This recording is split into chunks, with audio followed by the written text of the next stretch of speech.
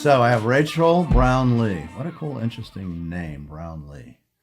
Yeah, is that what is the origin of that? It's German. It's Deutsch. Yeah, it means field. Field, brownfield? Yes. And that's your maiden name or your... My married name. Married name, okay. Yeah. All right. And so you have an interesting story for sure. And this will be a fun podcast just to hear the story and just how I found you, really. I mean... How did you find me? I figured you'd like to ask that question. I don't even know. So one of my clients came in. They knew I was doing the drawing show. And you won the Best of Show last year at the Mountain Oyster Club, right? Or something to that effect? 2 years ago. 2 years ago. Okay. And then last year I won their purchase award. Okay, so two of those in a row. And Yeah. so they came in. I'm sorry, I can't remember who it is right at the moment, the client, but a good client who has great taste. And they go, "Oh, you're doing the drawing show, Mark, and do you know about Rachel Brownlee?" And I go, "No, I don't. I guess I should, but I don't, because I don't often get to go over to the Mountain Oyster thing because it's right at the same time when I'm doing other stuff." So anyway, I started Googling and looking. I was like, "Oh yeah, my God, fantastic! Yeah." I go, "Oh, she's really good," and I'm like, "Yeah, she's really good." So I was like, because I worked on the show for I don't know a year and a half or so, getting it ready, and you were toward the end. And I was like, "No, we got to have her in there." So, and I was just, that can happen for people if they're out there and they do the work. They get in these shows, they do things. I mean, that's exactly how that came about. A client referral, and then me, and the right show for you, especially that's one because that's your forte, right? Apparently. Yeah, I mean, you paint and do other, or I are do you that just to loosen up. I enjoy it, but I think that my real passion is always charcoal. I always come back to it. And so you use charcoal. What else do you do? So like the piece that we just got, the one that's going to be in the show, which is a monstrous piece, Herald of the Storm. Yes. Yes. Is that all charcoal? Or is that pencil charcoal? I was just sitting there looking at it today. It's all charcoal on a gouache base. So I do one layer of gouache. Okay. That makes sense. But yeah, nearly all charcoal. Yeah, because I'm looking at it, like the background, and there's areas that I see the gouache. That makes sense. I was like, yeah, how did she do that? It has to be gouache. Okay. I've never seen anybody else do it, but I think Yeah. it provides a really nice flat value for backgrounds usually. Yeah. And so a piece like that, and it's like basically kind of 20-30, right? More or less. What's 30 this? by 40. 30-40. Okay. That's big. Well, in the frame, wait till you see the frame. It looks a lot bigger than that. Even. So 30-40, the frame is like 5-inch molding or something. So 30 by 40. So, and for those people who listen to this, time isn't the harbinger of if it's a good piece or not. We were just talking about, I have this Maynard Dixon out there. It's fantastic. And, it's like, it might have taken 30 minutes and it's one of his masterpieces. But I'm just curious, how long does it take you to do a piece like that? 10, 30, 40? Probably like 60 hours. Yeah, that's a long time. Yeah, I mean, that's a long time. So if you do 6 hours a day, that's 10 hours, 10 days in a row. That's a long time. Yeah, and it doesn't surprise me. When I look at the piece, I go, I had to take her quite a while. And so how did you decide on that image? And we'll put this on YouTube for those that are watching it, or if you're listening to it, go watch YouTube and you'll be able to see it. I'll probably put it as a homepage or something anyway. But how did you decide on an image like that? I think it has a strong story about animals foretelling usually the weather, but other things. And so I'm from a ranch, and you often can use your cattle or your dogs or even your chickens to tell what the weather will be. They'll tell you when really bad things are about to happen, maybe even before the news does. And there's these 3 black horses and this set of birds that are just coming over this hill looking at you, and you can see the big clouds behind them, and they're just foretelling something that's about to come. And it's just kind of a warning, I guess. Yeah, and were those horses your horses? No, I don't have any black horses, but I decided to make them black. Yeah. I thought that helped with the ravens. Yeah. Well, and when I look at that, those horses and study them, it's clear that you've spent time with horses. You got their sensibilities, their personalities, I think, almost in a way. And is that so? That's something you've worked with, I assume. Well, you're out on a ranch, right? Yeah, I'm a fifth generation rancher, Wow. uninterrupted. So my great great grandfather came from Switzerland in 1858, as far as the train would take him. Yeah. And how far was that? Norway? The middle of Nebraska. It took him to Nebraska. Okay. Yeah, in 1858, the train did reach Nebraska. Wow. And so that was completely and utterly, Indian country and all that at that It was. time. Yeah, he knew a lot of the Indians at the time, and he settled there, and my family has lived there ever since. Same ranch? Several, actually. He was part of the original U.S. government land settlement, and so then he acquired land after that because it was only 160 acres at that time that was Right. allowed. So since then, we've lived on several ranches, but we still own his original settlement. And is that, you call that the Sandhill country? Is that Yeah. what you call it? What is that exactly? Well, it's the world's largest grass-stabilized sand dunes. So it's the Sahara Desert, it looks like, long east-west running sand dunes that Yeah. can be 300 feet high that are covered with grass. Hmm. But they sit on top of the Ogallala Aquifer, the largest underground aquifer in the world. So at the bottom of every one of these sand dunes is basically an oasis. It's water. So we have hay meadows that run down the bottom of the sand dunes, and we run cattle. So I grew up horseback. Yeah. I was horseback nearly every day until I went to college when I was 17. So I know horses very well. I bet. Yeah. So when, just talking about the aquifer, so, because I know that was buffalo country, right? So long Yes. ago. I mean, that was area was that. So the water has always been able to get through the sand dunes to cause the grass, right? Yep. Because I grew up in eastern New Mexico, and we have sand hills out there, but there's very little grass. Yeah. It's almost just sand. But I know if grass gets onto a sand dune, then it can cause it to stabilize, and then you can lose the sand dune. Mm-hmm. And I guess that's what happened at some period of time, long period of time, because that's classic, buffalo area, right? Bison area. Yes. I mean, that was the heart of it. Yeah, it was the heart of Indian country at the time. And Yeah. And you could still find buffalo skulls until about 50 or 60 years ago. Have you found any? Not me. Nope. No. I But you're came probably too not late. you're probably not really looking either, right? No, I have found some arrowheads and hide scrapers. Yeah, I would think. Yeah. Have to. I mean, and you've been on this property since 1858. Yeah, right? long time. That's fifth generation. That's so interesting. Yeah, so my kids will be sixth generation now. And are they ranching kids, farming kids? Well, they will be. They're 2 and 5, so. At least than they are already. Yeah, they right? are. I mean, some are Spritzbergens. I'm watching her daughter grow up on Instagram on a horse. And she might be 2 now, 2.5, and she's riding a pony. Yep, the kids help us work cows all the time. I bet. That's so interesting. So they come to Omaha, or not Omaha, but they come to Nebraska. How far is where you are from Omaha, by the way? About 500 miles. That's a long way. It is. So where in the state would you, I know what the state of Nebraska looks like. Where is it? Where the Sandhill areas, where are you located in the state? If you know what Nebraska looks like and you cut the panhandle Yeah, it off looks like a phone, right? On the side with a little... with a panhandle. Yeah. Like Oklahoma kind of. Yeah. I live in that panhandle. Oh, you're in the western part. Yeah, all the way up by Wyoming and Colorado. Oh, yeah, and it looks like that. Yeah. It looks like Wyoming Yeah. and eastern Colorado. Okay, I know exactly what it looks like. I've never been in that area, but I know exactly. Okay, so that's that's a rugged area, It is. but beautiful, wide open. Yeah, no trees. No, zero. Yeah, and that's more ranching than farming there. You cannot farm in that area Because it's sand. Just sand. Yeah, so it's like where I grew up. Yeah. They could do peanuts and they could do sweet potatoes. Oh, interesting. Yeah, so whatever. That's but yeah, so it's all ranching and primarily cattle. Yep. Okay, Some people do run sheep, but that's but mostly cattle. Yeah, but you guys don't like the sheep guys, right? Not generally.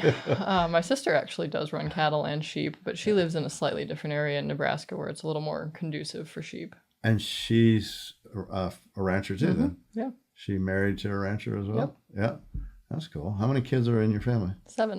There were 7 kids. That's not insignificant. No, it's a lot. Yeah, I was gonna say it's a lot, but I know somebody who works for me, they had 11. So they'd be like, oh, we wish we only had 7. That's nothing, man. Yeah. So 7 children. And so out of that group, how many of those stayed, let's just say, in the Nebraska area? Did most of them stay there? 3 of us stayed, Mm-hmm. but we each chose a completely separate career path. I chose software, my sister chose ranching, and then everywhere from military, doctor, financial advisor, Yeah. just across the board. Uh-huh. We were all homeschooled on the ranch because it was so rural that there was really nowhere else to go. Yeah, how far would you be from school? A real school? No, I shouldn't even say a real school. An hour to an hour and a half. Yeah, that's impossible, really. I mean, Well, it's hard. It's hard, but the weather does make it Yeah, at that's the times make thing. it impossible. Because I remember kids in my school, I'd take the bus and they'd been on it for 45 minutes by the time they picked me up. I was like, oh, God. And they were out in the middle of, just like a ranch like yours. But so what was your closest neighbor when you were growing up? Oh, probably only 3 miles. Yeah. I mean, it's not that far, but on the other side, it would be like 10 miles. Yeah. And then what town was the school in, the school that most kids went to? Probably Gordon, Nebraska would be the name of that town. That was the big town next to the. Well, the school was about all that was in that town. Yeah. How many people are in Gordon? Oh, 2,000 maybe. Oh, that's not too bad. That's pretty big. When we have towns where I grew up, we're like 150. Dora, Floyd, House, Millicent's, all these little things. Nobody's heard of any of those. Nope. No. Unless you live where, you have probably 20 like that too, right around Gordon, right? Yeah. Yeah. So it gives you a different sensibilities. That's really interesting to have 7 kids. What are the age groups? I think we ranged about 22 years difference. And so where do you fall in the pecking order? I'm 5th. There was 2 after me. Okay. So, and the oldest is how much older than you? Oh, 13 years, I think. Yeah. Okay. So you had a complete school. You had from grade school. Yeah, absolutely. Through high school. Yeah. And who did the teaching on that? My mom. And what was her background, or is her background? She was from Chicago, actually, and she was a registered nurse. She met my dad there. He was studying at the time, and they got married and moved back to the family ranch. What was he studying? In Chicago, I think he was with the Navigators, so it was a Christian organization. Okay.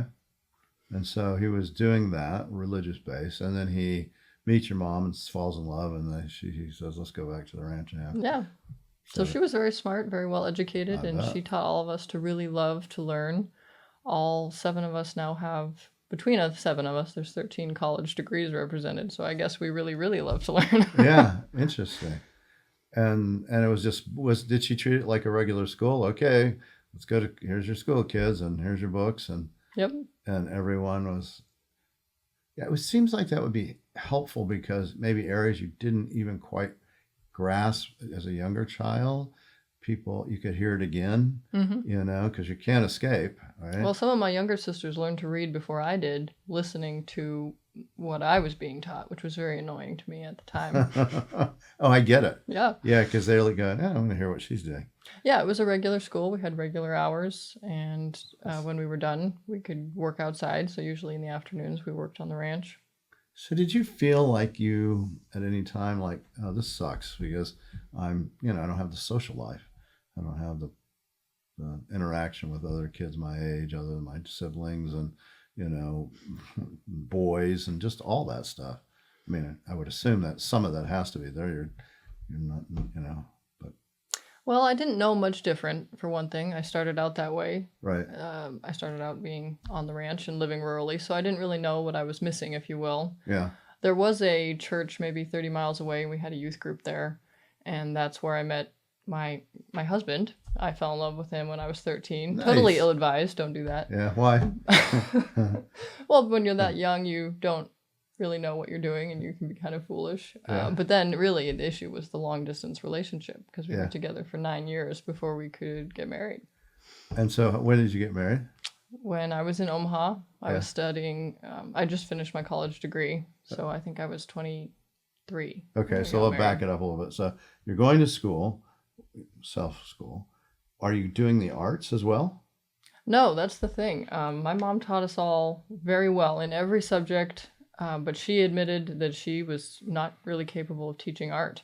Yeah. And there was no art education. I didn't know that there were artists. I'd I'm never sure. really heard of that. Yeah, I believe We it. had a Tim Cox catalog Oh, that's cool. that the sale barn, the cow sale barn, would give us every year. Yeah. And I would look at that and I was just amazed. But I didn't know any better. One of my sisters gave me a how to draw horses book. You know, you draw 3 circles and you connect them and you Right. add ears and now you have a horse. Right. And that's where I started. And I would just sketch on a little piece of scrap paper because we didn't have drawing paper. Right. And that was my entire self-taught art career. And did you do that? Did you start as a young child doing drawing? Yeah, just trying to draw horses pretty much. That was really my main focus in life was horses. Mm. And did you do that throughout your, growing up and, teenage years, all that? You were still drawing? Yeah. You say drawing, but I just didn't really even think that it was, I didn't think about it that much. I was probably a little bit better at drawing than the next person, who was 12 years old. Yeah. And then I decided to go to college, and I actually did try to go to graphic design college because I had some inkling that I would like to pursue the arts, but I didn't realize that the arts could be a real career Right. in fine art. And the advisor there said, actually, I think you'd do better in software, and sent me to the software engineering department. And I didn't know anything about computers. Yet your instincts were you wanted to go to the illustration. Yes, I thought that would be good, and they basically shot me down. So I pursued software engineering instead. Yeah.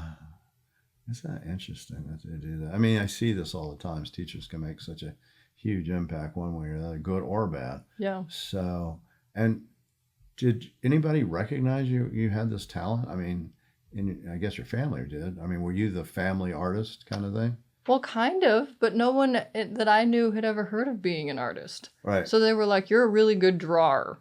Yeah. That was that was the extent of Right. anyone's recognition of my talent. One of my software engineering teachers asked about buying one of my little sketches, and I think I said $50 or something. He's like, "Oh, that's ridiculous. That's too much." And that was good. That's smart to put it expensive. You were meant to be an artist, a real artist. I did maybe one sketch or drawing a year in college. Uh-huh. I didn't do it. I didn't even think about it. But every time I did this drawing once a year, I was just better than I had been the year before, even though I didn't really even pursue it at all. Right. And so you're in Omaha. And what's the college that you're going there? I went to the University of Nebraska at Omaha. Yeah. Did you pay attention to their football team? Well, that was the University of Nebraska at Lincoln. Oh, okay. We had a soccer team and a hockey team, Okay. actually. All right. You can tell I don't really follow it either. I mean, I just know they're all crazy about their football there. That's a state religion. It is. Oklahoma, New Mexico, Texas, all of them. Yep. Yeah. But I bet you were focused on other things. So you get there, they say, okay, go to the software. Is that because you were good at math? No. I mean, why software? I think I mentioned in my ignorance that I wanted to do drawings or maybe even animation type work, not knowing what that entailed. Right. And I think that the advisor somehow overheard my use of software or heard my talking about computers, and I didn't know anything about either side. So I think they perhaps thought, wanting to go into animation or video game creation, you don't study art, you study software, and then you learn the art later. Okay, so you're still trying to get back to the art some way or another. That's interesting. And did you, as a kid, you had computers you used and things like that, or not? Well, my mom would buy old computers at thrift stores, and then we got dial-up internet when I was about 12. Yes. So yes and no. Yeah. Really not. Yeah. I used to do some drawings on Microsoft Paint. Yeah. And so did you have a TV? Did you guys have TV? We did, but the tower fell down partway through my high school years, so then we didn't have any for 4 years. And you probably, I mean, the thing I think most people don't realize is ranch kids, farm kids, there's a lot of work to be done on a ranch or a farm. So, I mean, you're studying, you have your studies, and then you got to go do the farm stuff, right? I mean, yeah, that was most of our life. Yeah, I mean, it's even if you have 7 kids, there's a lot you got to feed 7 kids. Yes. Yeah, I bought some waspy horse when I was 13 years old with my ranch money, and she kept me very occupied for 4 years. Yeah, mostly dumping me off, but yeah. And so you go to school, you get a degree in computer science, or is it software, or what's the degree in? The degree is technically IT innovation, but it was computer science with a focus on entrepreneurialism. Oh, and what year was that you graduated? 2015. 2015. Okay, so 9 years ago. Yep. And you're still dating your husband, Yep. or soon to be husband, I guess. You guys get married at like 23 or something. Yep. And did he go to that college too, or No, he was back on the ranch the whole time. working, Yep. running a ranch? Yeah. His parents' ranch, I said. Yep. Right? Cattle, obviously, right? Yep. Yep. Okay. And so you get this degree, and then what? Well, not even halfway through, my second year of college, there was a project for one of my classes to make a usable website. So I created an application called Moo Manager, which was for managing commercial cattle operations. And it was pretty minimal at the time. But the final project was to present it to a group of venture capitalists just to get a grade. But the venture capitalists actually really, really liked my idea. And they pursued me afterwards at the age of 18, asking to put in a stake with my company and with the small caveat that I had to quit school. And that was really hard because the money at the time felt like a lot. But I eventually decided to continue my school program and declined their offer. And they actually asked me several more times, but I did decline. And I started the company by myself. So I started it in college, and I have it to this day. But as soon as I finished my degree, I got a job as a software engineer with a company called Complete Nutrition in Omaha, and I worked there for a couple of years before my husband and I got married and moved back to his family ranch. And then I was a remote or a consultant software engineer, and then kept up my Moo Manager program.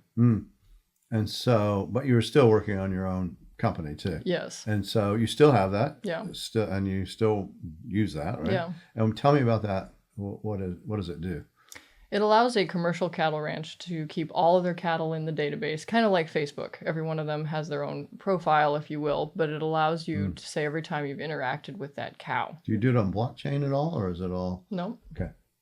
Nope. So every time we interact with a cow, we record what we do. And we have a large cattle ranch. We have 1,200 cows. Right. And we work those cows every year, and they each have a baby every year. So you record the genetics of who each cow was bred to and the offspring and how the offspring harvested. And then you can use statistics to help you determine how to better breed your cattle or which of your genetic lines are the most productive. So, yeah, it's Facebook meets 23andMe for cattle. Yes. Pretty much. Yep. Interesting.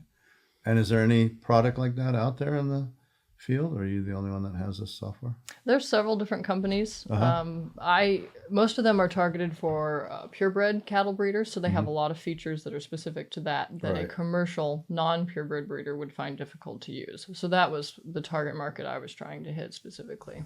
So smaller mom and pops kind of things to some extent? Ours, I targeted my software for really large ranches because most What's considered large? Well, probably anything over 300 head of cows. Okay. So we are way larger than that, and there was a lot of issues we were running into because the majority of cattle ranches in the U.S. have fewer than 20 cows. 95% of ranches have fewer than 20 cows. Yeah. And then there's probably, just a very small group that has 80% of everything, right? Big The majority of cattle are produced on tiny, tiny ranches, 50 head, 20 head at a time. I did not know that. So interesting. There's a few ranches that are over 10,000 head, for example, and but those are very few. And you have 1,200. Yeah. Yeah. And so you still continue to market and use your software. You're the president and CEO, I guess, right? Yes, fortunately and unfortunately. Yeah. The art business actually has taken over so much that I am planning on retiring my software, actually. Yeah. Will you retire it or sell it? I'd sell it if there was a good offer. So anybody out there? So here's the thing. I have a lot of guys that are big cattle guys on this thing. So you heard it here first. It is actually the first time I've announced that. I only need like 5% finder's fee. There you go. I'm much more generous than that with my artist. But so we'll talk about that, how it's taken off, because it is pretty amazing. So you do you start this in 2015, this company. It would have been in 2012. 2012. Okay, that's when you were 18. The really first. Yeah, okay. when I very first started. Yeah. Okay.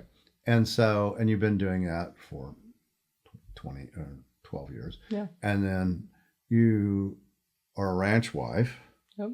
And with all that goes with that, which is a lot. And you got 2 kids, right? Yep. Yep. Now let's find out about the drawing component, because you circled back around to that clearly, because you're going to be showing at my Masters of Drawing. So you clearly have the chops. Yeah. But it's been pretty recent, right? Very recent. Yeah. So let's talk about that. What happened? How'd that happen? Yeah, about 2016 and 2017, I was on the ranch working as a software engineering consultant, and a local librarian saw one of my drawings, and I was not really drawing that much, maybe like 3 or 4 drawings a year. When I say drawings, like, that includes sketches. Like, I was really not drawing. Yeah. And she saw one of my drawings, and she said, "This is really good. You actually should enter into a show." And I had never heard of doing that. I didn't even know what that meant. Right. So there's a town an hour and a half away from us that has a little Carnegie Art Center. So the Carnegie organization sponsored a bunch of those in little towns across the U.S. And I emailed them and asked if there was any kind of a show they did and what it took to get into one. Right. And I sent them a few photos, and they said, "Would you like to have a solo art show?" I was like, okay. Sure, why not? Why not? And they said, "We'll need 40 pieces." Oh, God. And I had no idea what that even meant. Right. So I did my little show. I had my little drawings, and I think they split the gallery with somebody else. And then again, it was just almost like nothing. I just thought it was just like you would just do occasionally. Like, you'd go on a vacation maybe once a year if you could afford it, kind of. Right. But you could sell those, right? Yeah. And did you? I sold a couple of pieces there. Yeah. And I had no idea how to frame. I had no idea how to price. Yeah, I'm sure not. And I entered into a couple more little regional shows. And one of the artists mentioned the Mountain Oyster Club show. And that sounded like a scam, because in my area, mountain oysters are, they're calf testicles. So why would you name an art show after that? That sounded silly. So, and I'd certainly never paid to apply to a show. So I thought that was kind of alarming. Yeah. So you had to pay to apply? Yeah. Okay. Yeah. So you're Which like... I did. And then they accepted it. And I thought that was pretty cool.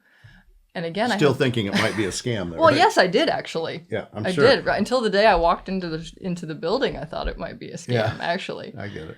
And I sent my piece down, and at the time, of course, working in charcoal, I had it behind. It was a large piece, 22 by 30 or something, which is relatively large for charcoal behind glass.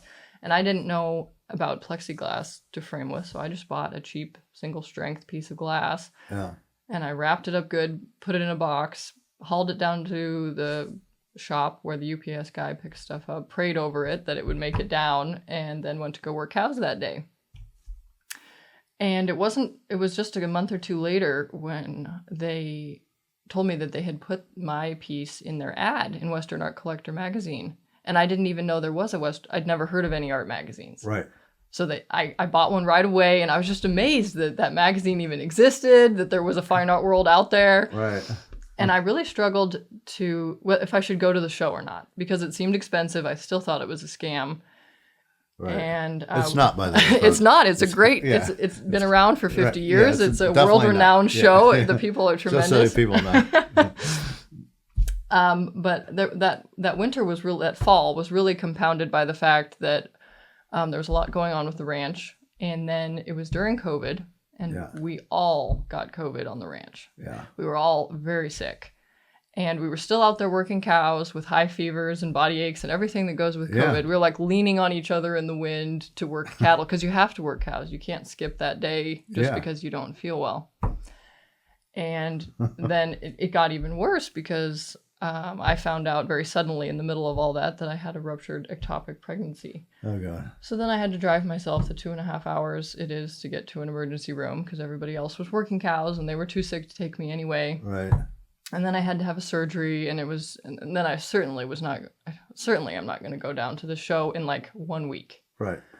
But I'd already paid the money, and so I figured I should go. I should check it out. And you're still really interested in art. At this time? Yeah. Yes. Yeah. I mean, that thing's never gone away. It's still burning at you somewhere. Oh, no, I love it. Yeah. So, I mean, because that just kind of shows it, like, all this, I had a surgery, I had COVID. Yeah. Things are bad. But I had to go check it out. But I'm going. And I walked into this tremendous pond mansion that the Mountain Oyster Club is in. Right. And I saw my piece on the far wall, and it Yeah. had a ribbon next to it. And I didn't know that there were even awards at this show. And again, I had never really seen fine art in person. Right. So I walk into this tremendous show with 300 of the world's best pieces hanging on the wall at the time. And they said, "You've actually won Best of Show." God. And I didn't even know what that meant at the time. It was almost a joke. I spent 3 days there, and all the other artists getting to hear my story that I really wasn't even an artist. Yeah. I was just a person who drew a picture, and I showed up at the show, and then I won. And people were very justifiably asking me, "How did you even get here?" Right. Like, well, that's a very good question. Somebody said, "Oh, Howard Turpinning will be at Settlers West tonight." And I said, "Who is that? Right. And what is Settlers West?" Right. And the looks that they gave me were just... I can only imagine. And now I understand. I have a much better view on how they felt about that. Right. And since then, my art career has just taken off like a rocket. This has been a full-time job ever since that day. Yes. Let's talk about that. So you win Best of Show, and you go back to the ranch, and you get money for the Best of Show, I assume, right? And No, actually. No, I didn't know. Okay. No, but my You piece should. sold, and it was wonderful. So you get the show thing. Your piece sells, and you go back to the ranch, and your head's probably spinning. Yes, right? very much. Right, because now you've seen all these things, so you have no idea. The Western Art Collector. You meet your colleagues that have always been there waiting for you, but you just didn't know it, including Howard Turpinning. Yeah. And so what happens? I mean, what do you tell your husband? I told him about this amazing event, and that one of the organizers of the Mountain Oyster Club said, "You really should go talk to Stuart at Settlers West Gallery." Stuart Johnson, yes. Yeah, and I didn't know any better, so I just went right over there. Yeah, sure. And I just walked in the door, and I said, Yeah, well, you "Hello, do have credentials now. Well, apparently, because you won Best of Show. yeah. Well, that's what I used. I walked in the door, and I said, "Hello, Stuart. Somebody sent me to come talk to you. I just won Best of Show at the Mountain Oyster Club." Yeah. And Stuart is a terse individual. Yeah. And he said, "Show me a photo of your piece." Yeah. He didn't even say hello. And I showed him on my phone. He said, "That's good. Do you want to be in my miniature show?"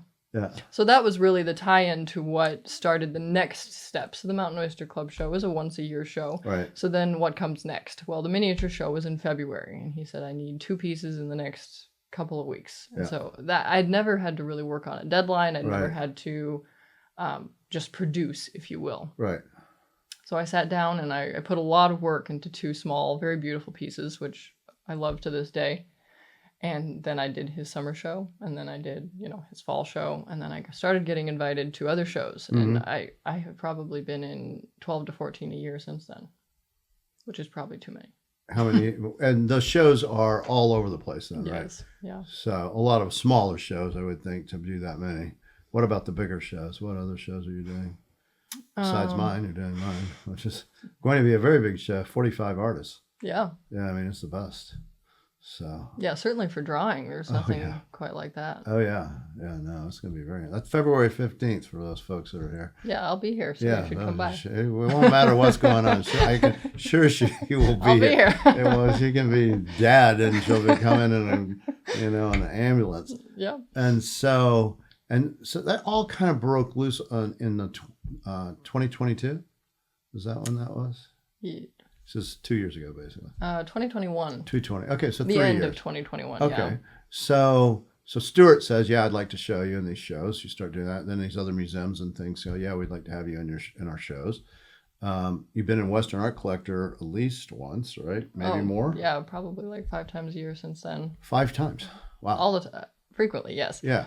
Western Art and Architecture, Southwest Art, they just selected me as one of their 21 artists under the age of 30. Yeah, how old are you? 31. I just barely made the There you cutoff. go. All right. Yeah. We just had our Young Gun show, and the artists in it were 30, 31, 37, 38. Mm-hmm. So, and those are all my youngest artists, pretty much. So you're 31. Mm-hmm. All right. Yeah. So you're a rising star in the art world, and you don't even know it yet. I guess. Right? I mean, in some respects, that's true. Yeah. I mean, it's a crazy story because it doesn't happen like that It doesn't. for people generally. And I didn't really know that at the time. Maybe that's why it happened. Maybe. Because you weren't trying to do it. It just organically percolated. I mean, but I think that the theme that runs through is you still have this love of art and creating the whole time, and you're trying to somehow find your lane. Even in college, you go, I want to do this, but you have no background in art. Nobody's taught you, has allowed you to be exposed to art or artists or art galleries and all that kind of thing. I get that. We had none of that where I grew up either. We had one museum, which was all Native American prehistoric stuff, which I spent a lot of time in, but I didn't see really any art until I was 18 when I went to New York City. Oh, really? Yeah, and I was like, oh, wow, yeah, this is the Guggenheim. This is very interesting. Yeah, I think there's people who have that potential there, and until they see it, right, they just don't know how to apply it yet.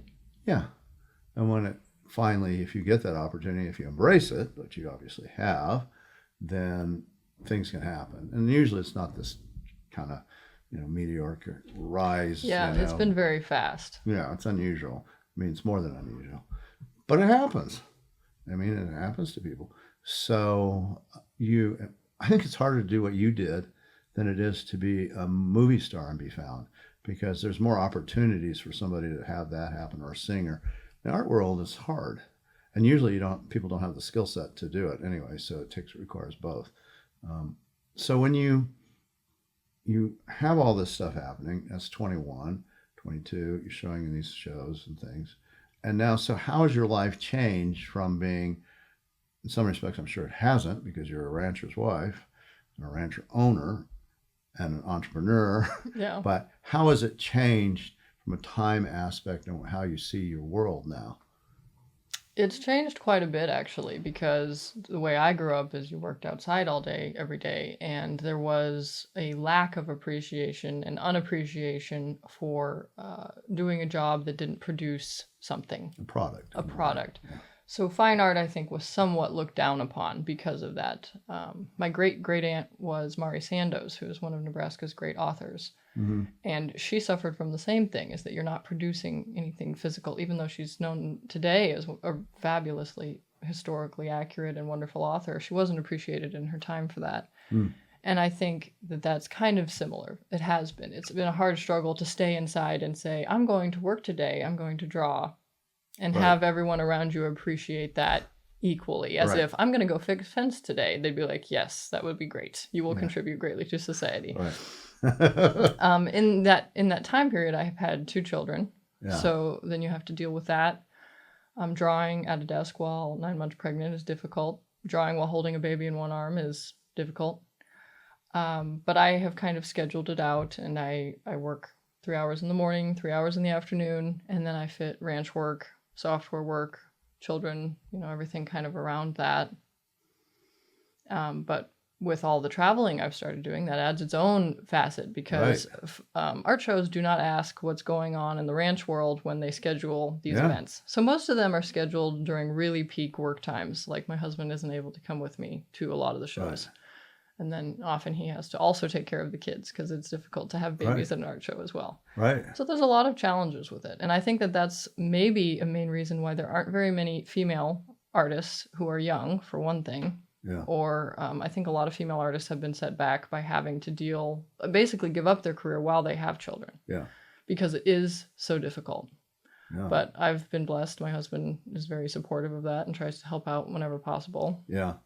I mean, it takes that. It does. I mean, luckily you've known him since you were 13. Yeah, we've been best friends forever. So you got some leverage on it. Yeah. But yeah, the reality is he had a co-owner partner in the cattle business. Yeah. And then now he doesn't. He does, but it's not the same. It's not the same. Because you're not fixing fences, and you're not, doing the things that are required, because you can't.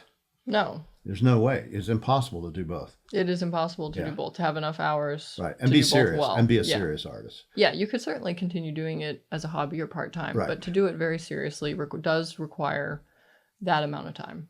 Yes, it does. And I work 6 days a week, really without exception. I'm sure. And so you're showing at Settlers West in their gallery too? Yeah. Yeah. And where else? Are you showing anywhere else yet? I'm a member of the Broadmoor Galleries in Colorado Springs. That's also a good gallery. Insight Gallery in Fredericksburg, also Texas. Also a good gallery. And then I do the Museum of Western Art. Yeah. Cowgirl up in Wickenburg Yeah. at the Desert Yeah, Caballeros that's great. Museum. The National Cowboy Museum's That's Small great. Work, Great Wonders That's show. good. The Coeur d'Alene Gallery Yeah. in Idaho. Yeah. I'm going to be in their March in Montana auction Yeah, this that's a good March. show. That's a fun show. It's Yeah. really fun. You'll Yeah. enjoy it. I'm excited. That's the first Yeah. time my work has been for auctions. Yeah, and you'll see. I don't know if you've met Summer. Have you met Summer? Yeah. Yeah, yeah. So, because she does that show. That'll be fun. So she just opened her own gallery. Shout out to you, Summer. Yeah, I saw that. Yeah, it's really good. I haven't got to talk to her, but I'm really pleased for her. And she's a rancher kid. I mean, they have cattle ranch and very serious operation. Yeah. And so there's a soul that you guys can. Yeah. And she's got 3 kids, so young kids. So I find that just inspirational when people can do that and are going, I'm all in. And you're all in. I mean, that's it. And now you got this show, which is a big show and an important show. And so how do you see it playing out for the next few years? Do you envision what your world's going to be, or how you're going to just more of the same? I don't know. I am a very ambitious person, so the top and then whatever is after that, I'm not sure. Yeah. I haven't been in the art world very long, so I don't really know what the career path of artists typically look like. Yeah. And I don't know what mine will look like. Right. In terms of my own work, I love what I do. I'm incredibly passionate about waking up every morning, no matter how difficult it is, and sitting down and working on a new piece. There's just I have more pieces in my head than I can probably put down in a lifetime. Yeah. And I think there's so much more to be accomplished with charcoal. I think everyone always says to me, well, why don't you start oil painting? Then you'll be a real artist. A lot of artists tell me that. Yeah. That's the progression. You draw and then you get to paint. Right. But I think that I've barely scratched the surface of what charcoal has to offer. Sure. And what I've achieved so far with it is beyond really what anybody else has done with the charcoal. Right. I mean, there's several other great charcoal artists, but nobody really working in the style that I've done. So I think that there is a lot more that I can do technically with my medium. Yeah. Yeah, and I think it'll just unfold how it's going to be. I mean, the fact that you really love working in charcoal and, that to me is your journey. Pretty much, it's not an easy one sometimes, because that's why all these other artists go, oh, you got to do paint, because everybody paints. But guess what? You don't have to. There are people that can do it. Shoe Fly, for instance, has been able to be a graphic art. Dixon did some of the most amazing things in charcoal, Conte crayon, pencil. I think some of his greatest works are that, and they bring some huge money. Of course, he's not making them anymore. But, but we don't want that for you. But I can see when you find something like you found, embrace it. It's clearly working. Question is, will people go, maybe I should be in charcoal? Maybe so. Maybe you should be. Go ahead. Yeah. Well, I mean, it's going to be interesting about this show, this drawing show, because dealers have have pretty much said, oh, drawings, well, those are fine, but, we want the oils, right? Yes. Now, that's for a couple reasons. One is they make more money on them. That's what I say. And 2, they have to understand drawings and the importance of them and be able to explain it.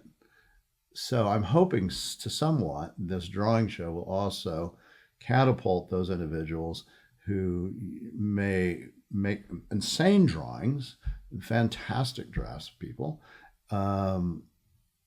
really their own work, that they embrace their own work as having value. Because sometimes I think they go, oh, well, it's just a drawing for the painting. Yes, I've heard a lot of people say that. Yeah, and I'm looking at it, and I'm like, Blackshear's work is just fabulous. And you'll see some hanging behind you, at least one of his drawings. And I mean, my God, I enjoy owning one of his drawings as much as I do owning his oil paintings. Yeah. In some respects, the drawing feels more intimate. I agree. To me. Yeah. So, which is, again, one of the reasons I want to do this show. So it's funny that you blast into this atmosphere of the world of art world in an area that I'm really just embracing publicly right now, going, this is important. Interesting. And, when you go see my Dixon Museum after this, and you'll see all the drawings, and you'll be like, okay, here's my standard bearer. It's pretty good with a horse too. So anything else? Maybe how do people find you online? You have your own, obviously your software company, but I mean, how do people find you on Instagram, and what are your accounts, and how do people find you? Yeah. My website is rachelbrownlee.com. Mm-hmm. And then I'm on Instagram at rachel.l.brownlee. And I'm on Facebook at Rachel Brownlee Fine Art. And everywhere online. Easy. You just Google Rachel Brownlee, and there I am. And have you found that people are reaching out through those media? Oh, all the time. Yeah.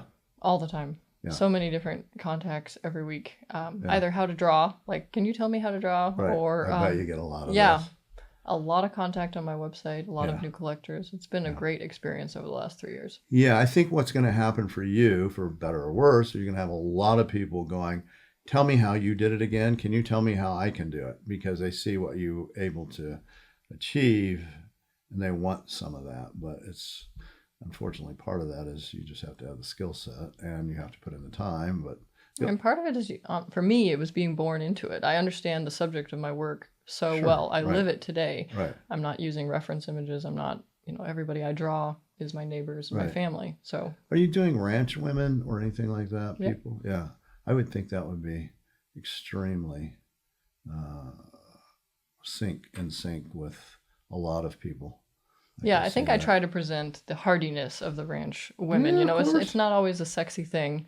Right. It's a rock, iron, hard situation at times. And those ladies they work as hard or harder than any man out there. And it's I want people to see them for who they are. Yeah. All of the glory and the honor in the work that they do. Yeah. No, I mean, it's physical.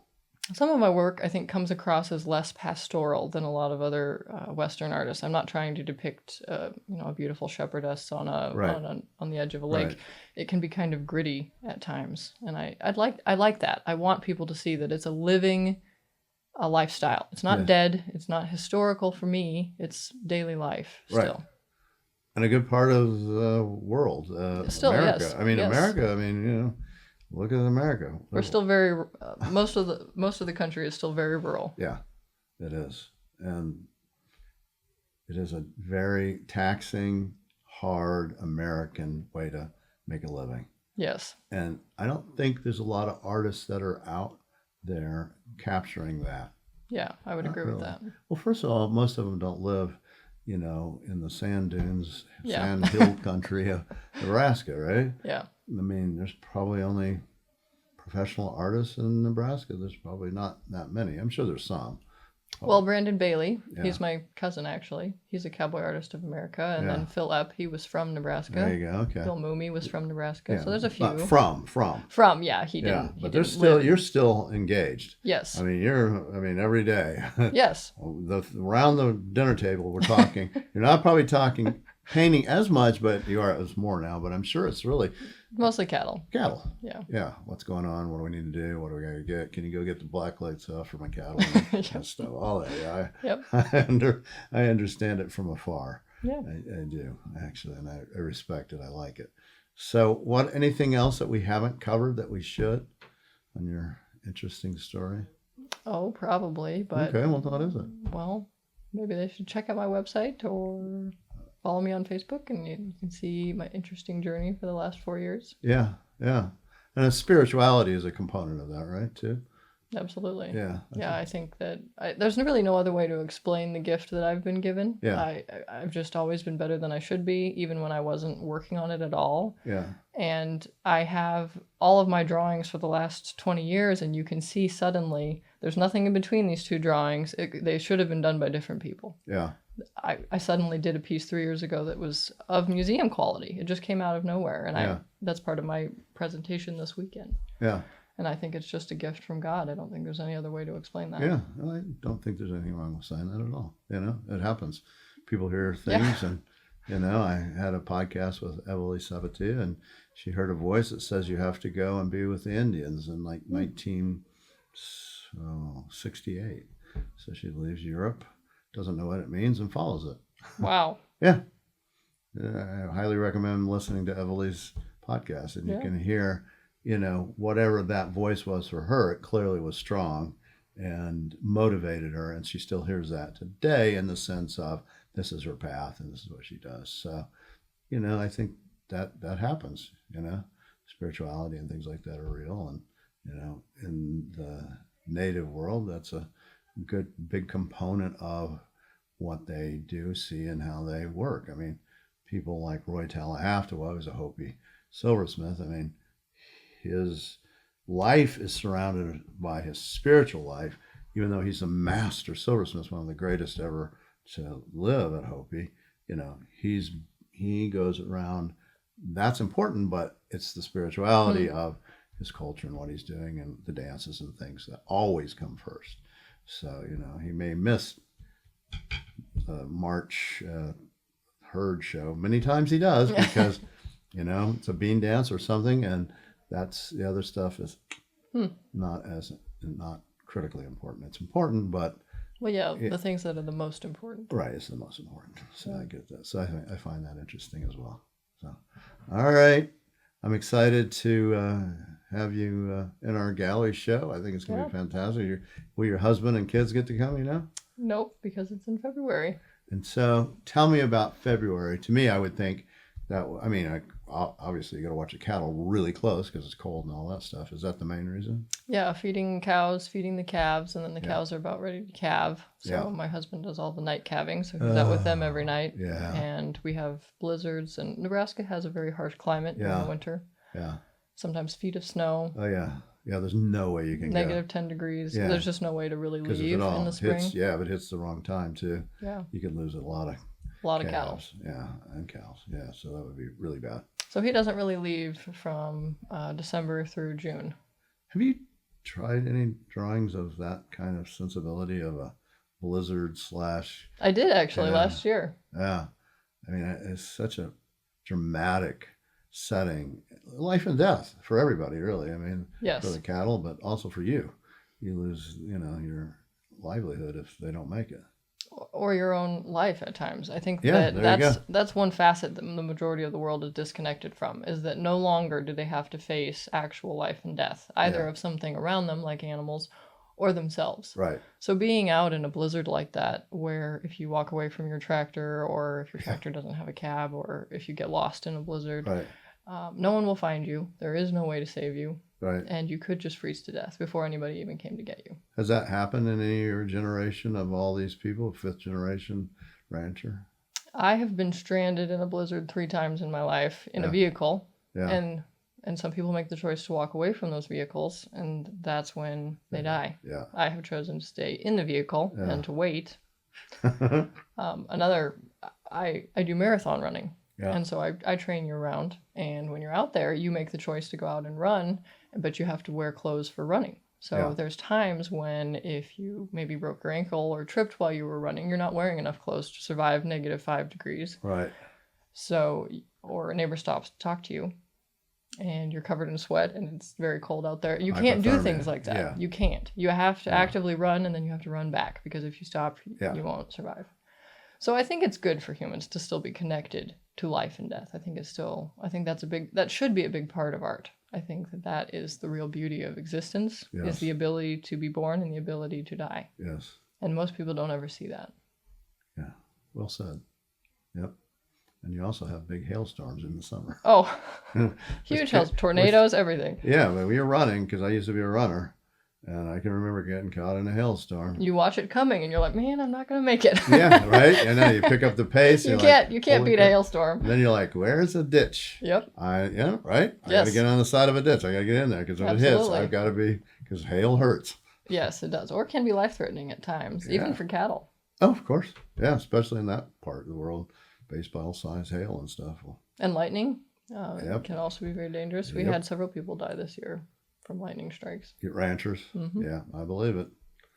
Yeah, I get it. It's just part of it. Several of my family members have died in ranching accidents. Yeah. Yeah, it's a dangerous sport, so to speak. It is, yeah. Yeah, I always used to see the kids that would work in the ranches where we grew up, and, sometimes they lost a limb or sometimes more. Yeah, it's tough. Drawing's better. Well, that's the thing, though, is that because ranching is dangerous, I have had my collectors now start telling me I need to stop working out on the ranch. I'll post a photo of myself out branding calves or working out at the chute, They'll be like, please don't work outside anymore because if you lose your hands. And that's not an invalid concern. Yeah. I mean, it is No, actually get it. dangerous. Yeah. And so are you going to? I have actually cut back quite a bit. I would think. I mean, it makes due to sense. time, but also there's certain things on the ranch that I don't do now just because they are so dangerous. Yeah. No, I mean, you have to make those decisions. And there's other artists that have said similar things. Yeah, that they have to be careful. I mean, Howard Post was a roper. Oh, that's really dangerous for your hands. Yeah, they can lose a thumb real easily or a finger. And, he was, Marilyn, his wife, was always like, be careful, Howard. And Howard's like, yeah. You're the moneymaker now. Yeah. I mean, he's a world-class artist, but he was also a world-class roper. So man, it's hard. You have to give up some things sometimes. So, yeah. And there came a point where he goes, okay, I need to, I've got to not maybe do this anymore. I got to keep painting. So, yeah. So, well, it'll be interesting to follow your journey, very much so. Yeah. Yeah. And we'll see when you get on the cover of Western Art Collector or one of those, and you'll go, okay, this is surreal.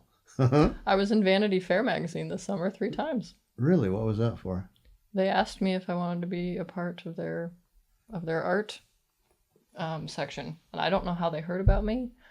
I know nothing about it, but yeah, it was pretty odd to have my work in Vanity Fair. And what were the images? Typical ranching. I tried to make them a little bit less ranchy, more focused on animals. Yeah. The ones I submitted to them. Right. But they were sitting there next to these really impressionistic pieces, very modern art, abstract works. I'm not really sure why they selected me, but anyway, my work was in there for 3 months. And is that on your website? Yeah. Oh, I'll have to go look at take a look at that. Oh, that's very cool. Yeah, you've got a blessed life. Yes, I do. Very blessed. And art is one part of it, but I can tell there's lots more besides just that. Yeah, there's so much to live for. Yeah. It's been a big blessing the last few years. Nice. Well, Rachel, thank you very much for coming and doing this podcast. And then I'll look forward to seeing you alone in February. So we can you'll get to meet a lot of new cohorts that you've never met, and you'll be like Blackshear should be here. Yeah, I have met him. That was a pleasure, and I'm really looking forward to meeting everybody else. Yeah, I haven't met most of your artists, so it's kind of interesting because beforehand, Howard Turner, I don't know who's that, right? Yeah. So it was no big deal that you would just go, oh yeah. But now it's like, oh wow, I know who this person actually is and what they can do. And it's like, oh, I'm a fan. Yes, I have. Now I have some favorite artists. It's taken. I've only known of art for 4 years, but now I have all these beautiful things I get to appreciate. Yeah. And people are starting to see that on you. So that'll be interesting too, which is now you get to do mentorship too, which you will. Yeah. Yeah, no doubt. All right. I'll go show you my museum. Sounds good. All right. Thank you very much. You bet.